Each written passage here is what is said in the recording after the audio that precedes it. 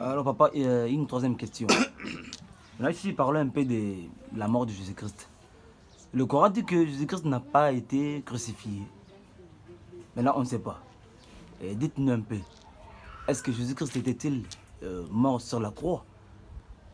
Oui, monsieur le journaliste, c'est un bruit, ce sont des brouhahs, les possessions, les mensonges. Les musulmans sont vraiment dans le chaos dans ce point-là. Quand Issa est né, il dit paix, mon jour, paix le jour où je suis né, paix le jour où je mourrai, et paix le jour où je résisterai. Si ils disent que Jésus-Christ n'était pas mort à la croix, maintenant, quelle était sa mission? Quelle était sa mission?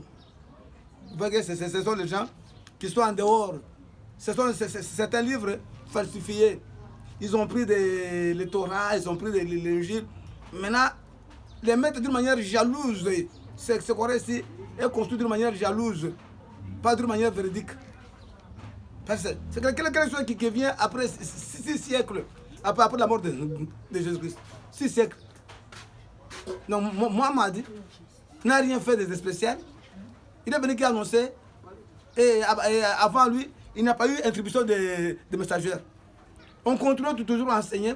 Jésus a laissé ses disciples et aussi continuent à enseigner et en fait que nous aussi sont venus maintenant à leur place.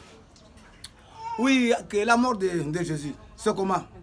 Rappelle-toi quand Allah dit, oh Jésus, certes, je vais mettre fin à ta vie terrestre et te lever vers moi. Oh, ça c'est Dieu, leur Allah.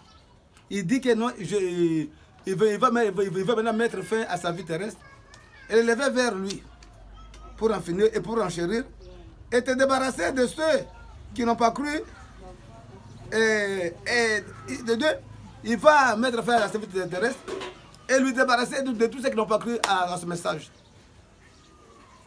Il dit que c'est vers lui. Comment était la fin de la vie de Jésus-Christ?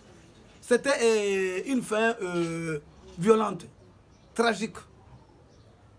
Quand nous parlons dans la langue arabe, ce verset ici, hein, dans la langue arabe, vous verrez que non, c'était une mort violente. Or, la mort violente, c'était par crucifixion. On l'a crucifié. Ça, c'est la langue française, mais comme on l'a traduit en français. Mais si seulement si on parlait en langue arabe, ces mots-là, le verbe-là est utilisé, hein, signale déjà que ça montre une mort violente, une crucifixion que Jésus-Christ a connue. Donc Jésus-Christ est venu comme une rançon à l'humanité. C'est que les musulmans refusent qu'il n'y a pas de salut par le sang de l'homme. C'est pour cela qu'eux tous iront à l'enfer. Sans le sang, il n'y a pas de salut. Sans l'immolation de Jésus, il n'y a pas de salut. Le péché est ôté par le sang. Or, avant que Jésus-Christ vienne dans l'ancien temps, il y avait le tabernacle portatif. Les gens partaient, les croyants en Dieu, dans le tabernacle là, qui est construit avec 3 parties, le parvis, le lieu saint et le lieu saint des saints. C'est dans ce parvis-là, il y avait l'autel de l'Holocauste, où les gens venaient avec les bêtes. Quand tu as fait le péché, tu prends l'agneau, alors on va la brûler là-bas pour que tes péchés te soient pardonnés. Ça, c'est avant que même Abraham naisse. C'est avant que Mohamed naisse. Ça se faisait comme ça.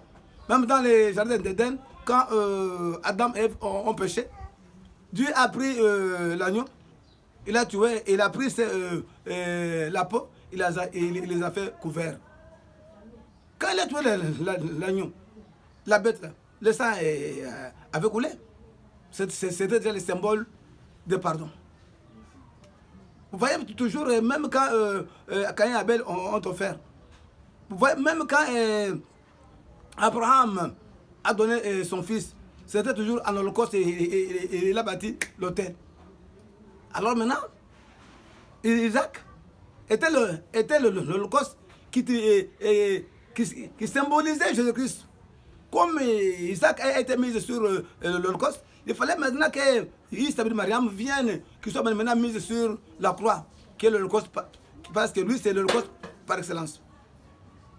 Vous voyez? Alors, c'est pour cela que vous voyez que non.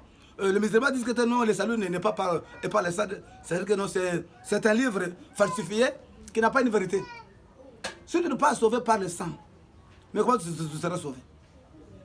C'est pour là que vous verrez les musulmans, avant de prier, ils se lavent la main.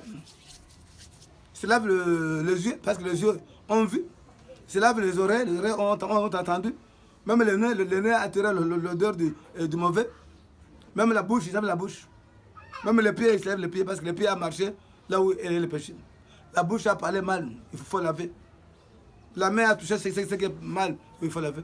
Dites-le que vous êtes comme des ignorants. Voilà cette doctrine vraiment des ignorants, des gens qui iront à l'enfer. Ils ignorent quoi? Ils ignorent la vérité. Pose la question. Pourquoi vous lavez? Ils disent que non, c'est pour laver les péchés. On pose la question, est-ce que les péchés sont physiques ou sont-ils spirituels? Deuxième question, est-ce que si les péchés sont-ils spirituels, est-ce que l'eau physique peut ôter le péché spirituel? Dites que c'est pour ça que je vous appelle, vous êtes des ignorants. Vos imams ignorants. Comment quelqu'un qui est ignorant à ce niveau-là peut conduire un peuple? Comme Mohamed a tué les gens, il va se laver les mains là où il faisait couler le sang. Et Dieu les pardonne. Vous voyez comment les gens iront vraiment à l'enfer. Donc, on nous montre que non, sa mort était une mort violente. Si on lisait en arabe, c'était une mort violente de la crucifixion à la croix. Il était crucifié pour que son sang puisse sauver les gens. Et quiconque croit en lui, que ce sang-là vienne lui purifier et lui ôter. C'est ça, pas pour nous les gens qui croient en Jésus-Christ, mais pour tout le monde, le sang-là, c'est pour le rachat. Il s'est fait une rançon à la croix pour que quiconque croit en lui soit sauvé. Parce que lui n'est pas sauveur d'Israël. Non. D'abord, il n'est pas juif, lui, Jésus. Il n'est pas juif. Il n'est pas juif. Son père n'est pas juif. On a montré dans des vidéos précédentes. Il n'est pas juif. Comment vous faites qu'il est le sauveur des juifs?